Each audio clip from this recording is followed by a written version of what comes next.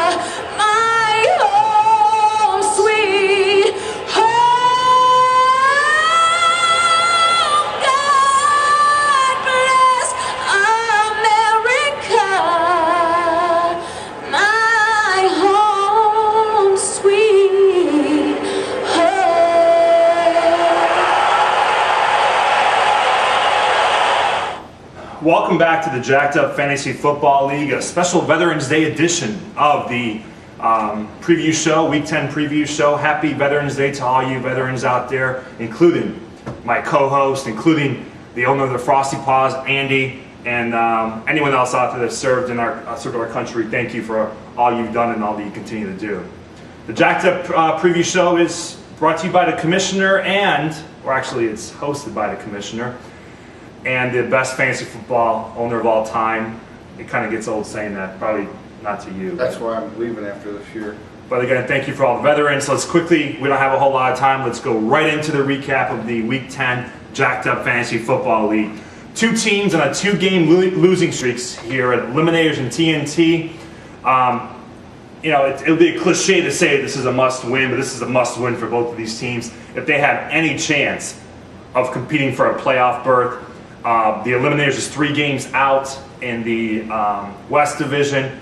He's going to have to pretty much run the table to catch up with the mark. And TNT is in the toughest division, had some bad luck. What's your take, Zach, on the matchup this week? I don't even think it's going to be a close game. I didn't see what the spread was, but the Eliminators, I can't believe that they're not one of the bottom dwellers in the league. This won't even be close. I think the better matchups favor TNT. Blows them out. Well, he's got all these guys in the bye week, plus his running back, who's still in the starting lineup as of Thursday. Well, there's really no running backs out there to pick up. But at least put someone in there and see if you have a chance. Why Reggie Bush might play this. He's on the bye week. Oh, yeah. Wow. So right now he's only got 8 guys. I know it's Thursday. He may make a move, but I agree, man. This is not a very good team. I like TNT to win here. And this will be the 5th time this year that he goes back to 500. He was 1-1, 2-2, 3-3, and just continues a trend there. So hopefully TNT can pull this one off. This is a game he should win, and if he loses, I think he's pretty much done at 4-6. Where'd you get that stat? Alias Sports Bureau, man. I do my research, bro. But I just think without Drew Brees, without Colston, the guy doesn't have anybody starting. And have you ever seen in the history of fantasy football you've been playing that the 3 top fantasy quarterbacks are all on the bye week the same week? That I can't recall that happening either. Phillip Rivers, Drew Brees, and Aaron Rodgers. Both of these guys are playing their backup quarterbacks this week. So well, good. Luckily it happened the same week, so exactly. I can't use it as an excuse. Evens it out. So I like TNT to roll, like you said, big. Moving on to Cocoa Puffs and 4-5, and the Serb Destroyers are 4-5. One team that's going in positive direction, one team that I think is just, this is a very bad 4-5 team. Serb Destroyers are starting to play better. They've won 2 in a row, and I think they go to 500. I can't get my screen up to look at the matchups. Just click on the little thing. I have been. There. Fine. Jesus, it's kind of slow. But looking at it quickly, why are you looking at it quickly? You're not prepared?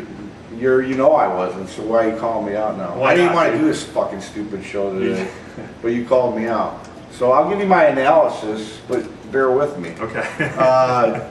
The Cocoa Puffs, that's a bad team, Jim. I don't like saying the same thing I know. over and over, but Serb Destroyers are going to be 5-5 after this week. Yeah, no, I agree.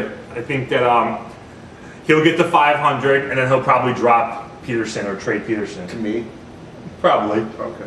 I hope so. Maybe for our Arizona Cardinals defense. I need all that help I can get because I think the Bulldogs are for real. I'm really scared. So you're looking ahead to the championship game? You're playing the championship Yeah, I game? always do. You know I do. Okay. You know a thing Well, I did.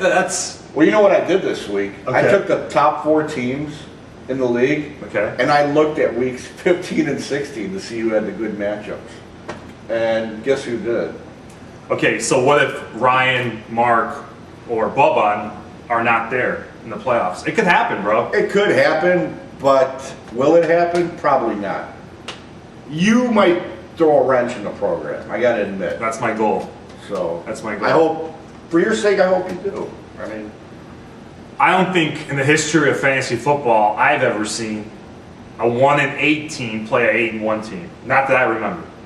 I've never seen it. not many people get to 8-1. And the fact that he won his first game of the year and you lost it. So you're 0-1, he was 1-0.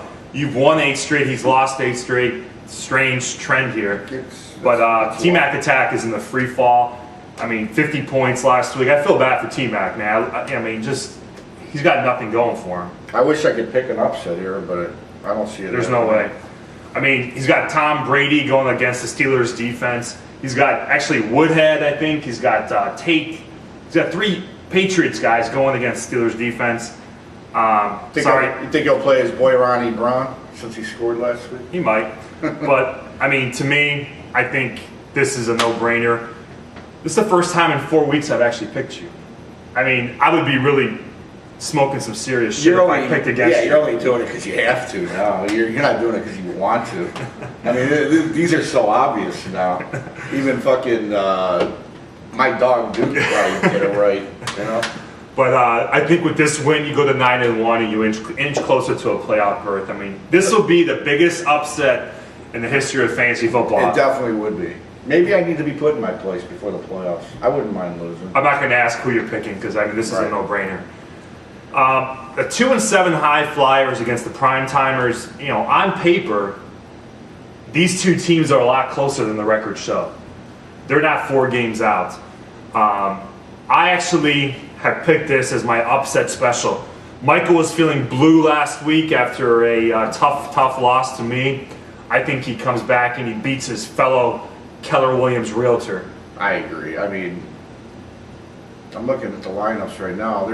They're pretty evenly matched, but I like Michael Turner tonight. I think the Ravens are overrated on defense.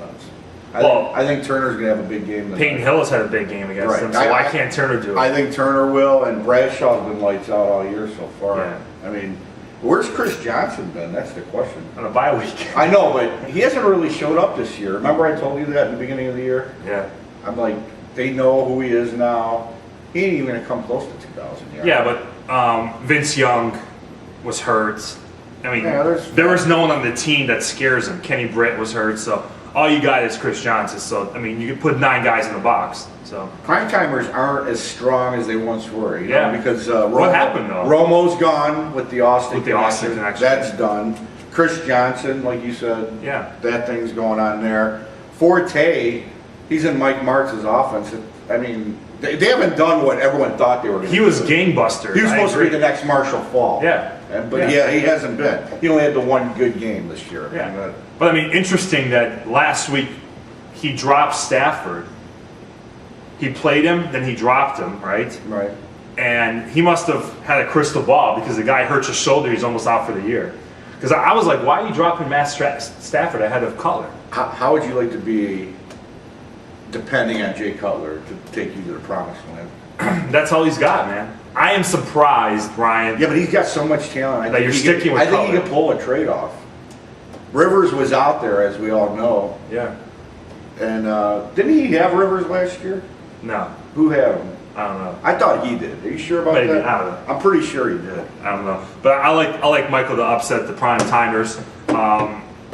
you're gonna have to run the table, Michael, to have a chance. I'm being Captain Obvious here, but playmakers and Frosty Paws here. This is a tough matchup. I'm worried about this team, even without Phillip Rivers. I mean, I'm kind of lucky. I'm catching a guy who doesn't have his best player and the highest scorer in fantasy football this year in Phillip Rivers.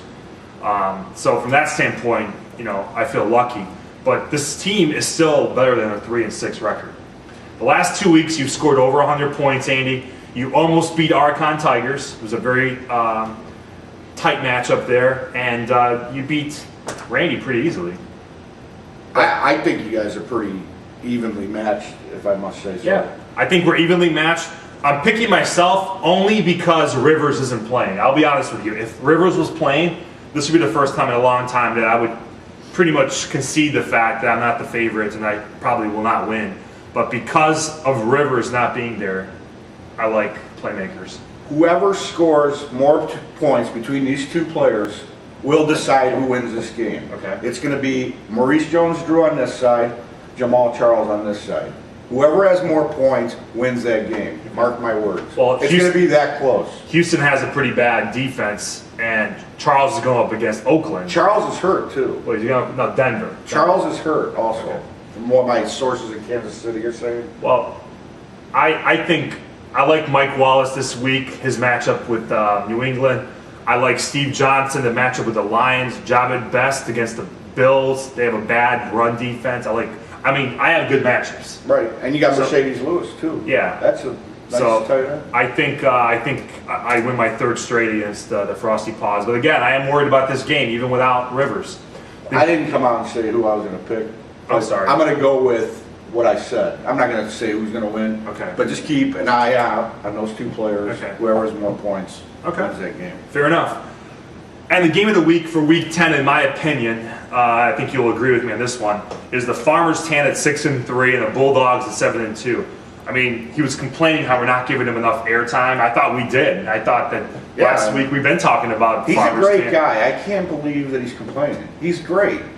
I like the guy, man, but stop complaining, dude. Yeah. Jesus Christ. Just play the fucking game. We give you a lot more TV time than most people, but this is the game of the week. This is a 6-3 and a 7-2, two playoff-bound teams here, going head-to-head. Tough matchup for both of these guys. In your opinion, I can't see the matchup. This is a slow fucking. no, it's not, dude. You got to hold on, dude. You got to click on the little hand guy when the little hand guy shows up.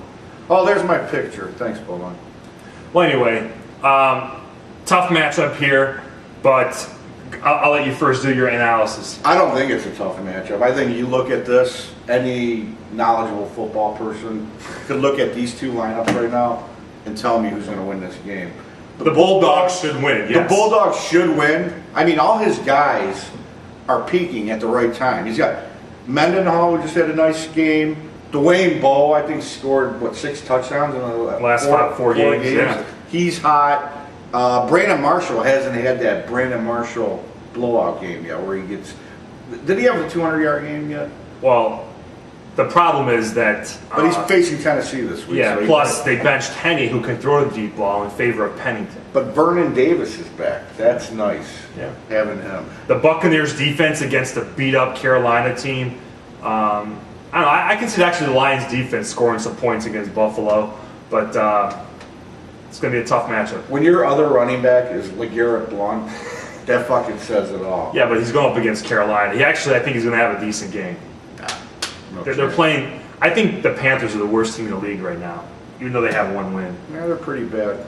But I think that the Bulldogs win their 5th straight game. I think it's going to be a close game. You disagree with me, it sounds like it, but I think that Farmers Tan is 6-3 for a reason. The key to this game will be the Jacksonville Jaguar pass defense. If they show up to play, they're 29th in the league?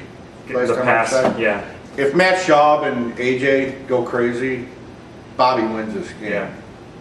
So, But what's going on with Schaub, man?